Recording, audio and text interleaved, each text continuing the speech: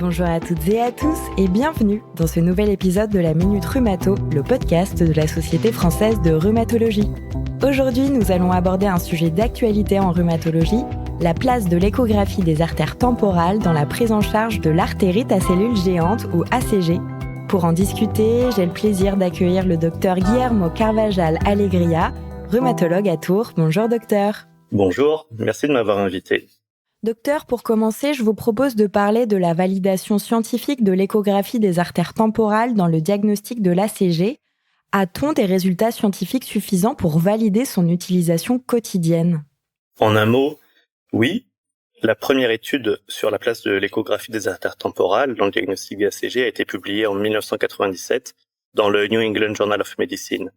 Donc c'était il y a 27 ans. Et aujourd'hui, il y a près d'une centaine d'études qui sont référencées dans PubMed sur le sujet. Plusieurs méta-analyses disponibles et même une revue Cochrane qui a été réalisée à partir d'une quinzaine d'études. On peut donc dire que les preuves scientifiques sont suffisantes et ce qu'on peut retenir, c'est que la spécificité de cet examen est très bonne, de 80 à 95%, et que la sensibilité est, elle, un peu moins bonne, de 65 à 70%, mais elle reste meilleure que la sensibilité de la biopsie des artères temporales.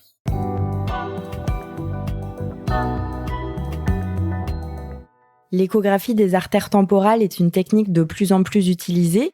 Je voudrais qu'on se penche à présent sur les modalités pratiques de cette technique. Comment se déroule une échographie des artères temporales ? Au cours d'une échographie des artères temporales, on va en fait examiner un peu plus que les artères temporales. Il est possible d'étudier également les artères faciales, les artères occipitales, carotides, sous-clavières, axillaires, fémorales, etc. Mais en pratique, il faut trouver un équilibre entre le temps nécessaire à l'exploration de toutes ces artères et la rentabilité diagnostique. Donc pour le rhumatologue, un bon compromis est d'explorer les artères temporales en incluant le tronc commun, la branche frontale et la branche pariétale, et d'explorer en plus un gros tronc facilement accessible, comme par exemple l'artère axillaire qui est très facile à étudier pour les rhumatologues qui maîtrisent déjà l'échographie de l'épaule. Il y a 2 points importants pour que cet examen soit valide. C'est la formation et le matériel. Il faut avoir une formation adaptée et avoir vu un certain nombre d'examens pour être capable d'identifier les différentes atteintes de l'ACG et ses diagnostics différentiels. Et ensuite, il faut une sonde adaptée. Pour les artères du massif facial, il faut utiliser une sonde linéaire haute fréquence.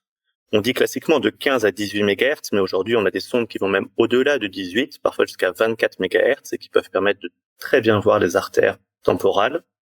Et puis pour les troncs supraaortiques et les autres artères extracrâniales, on peut utiliser une sonde de 7 à 15 MHz qui sera suffisante.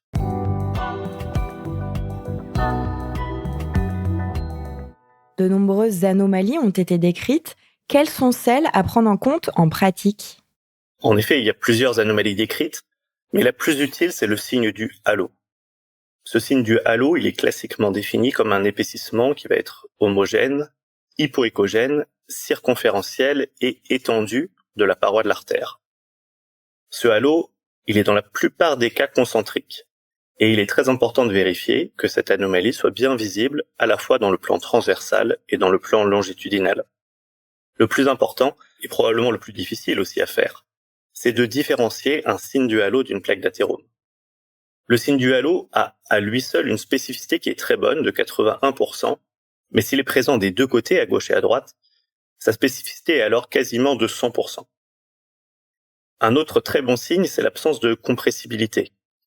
En effet, l'artère temporale normale, qui est très superficielle, est facilement compressible sous la sonde, mais lorsqu'on va avoir un œdème de la paroi, au moment de la compression, on va effacer la lumière. Par contre, on verra toujours cet aspect épaissi hypoéchogène de la paroi artérielle qui va donner ce signe qu'on appelle de l'incompressibilité de l'artère. Et puis enfin, pour finir, on peut citer par exemple les occlusions des artères qu'on voit dans des formes parfois plus évoluées, mais qui sont moins spécifiques, qu'on peut aussi voir dans la pathologie athéromateuse.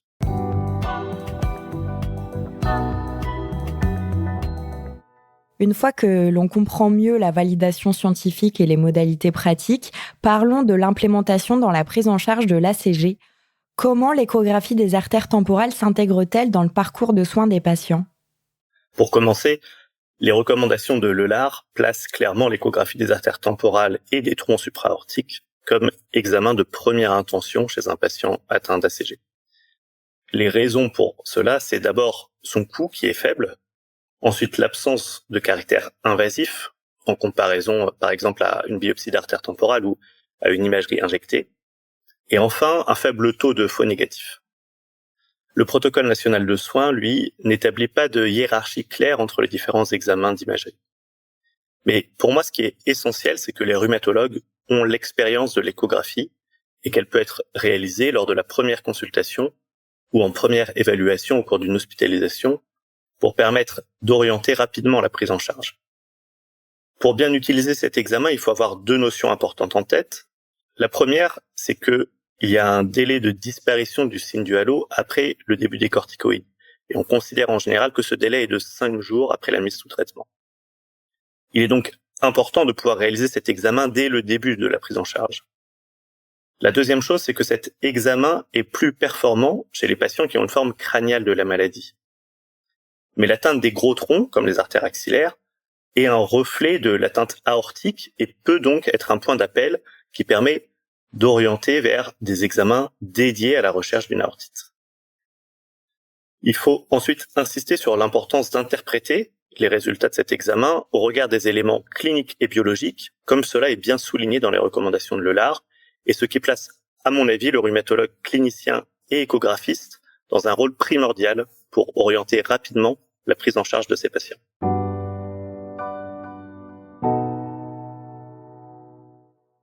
Pour conclure, docteur, quelles sont les perspectives futures de l'utilisation de l'échographie des artères temporales dans le suivi et l'adaptation du traitement de l'ACG ? C'est un sujet de recherche qui est passionnant et qui est maintenant abordé à chaque grand congrès. Il y a de nombreux travaux qui sont en cours pour essayer de déterminer le rôle de l'échographie comme facteur pronostic ou comme modalité de suivi de l'activité de la maladie. Il y a différents scores qui ont été proposés. Le score Augus, qui est développé par l'Omeract et qui a déjà fait l'objet de plusieurs études, et ce sera probablement le principal score étudié dans les années à venir. Il y a aussi l'index Intima Media, qui est régulièrement mis en avant comme un reflet de l'activité de la maladie, mais qui est plus difficile à mesurer et qui est donc probablement à réserver à des échographistes spécialisés dans l'imagerie vasculaire. Et puis enfin, il faut parler de l'échographie des artères temporales et des troncs supraortiques chez les patients atteints de pseudopolyarthrite rhizomélique, puisqu'il y a beaucoup de discussions au cours des dernières années sur l'existence de signes de vascularite infracliniques chez ces patients. Et tout cela alimente beaucoup de discussions sur le rôle de l'imagerie et l'adaptation du traitement. Et avec tous ces éléments, je suis certain que les années à venir seront très riches de nouveaux enseignements. Merci beaucoup, docteur, pour ces informations précieuses sur l'échographie des artères temporales et son rôle dans la prise en charge de l'artérite à cellules géantes. Merci à vous et à bientôt. Chers auditeurs, n'oubliez pas de vous abonner à la Minute Rhumato sur vos plateformes d'écoute préférées et de nous retrouver pour notre prochain épisode. À très bientôt!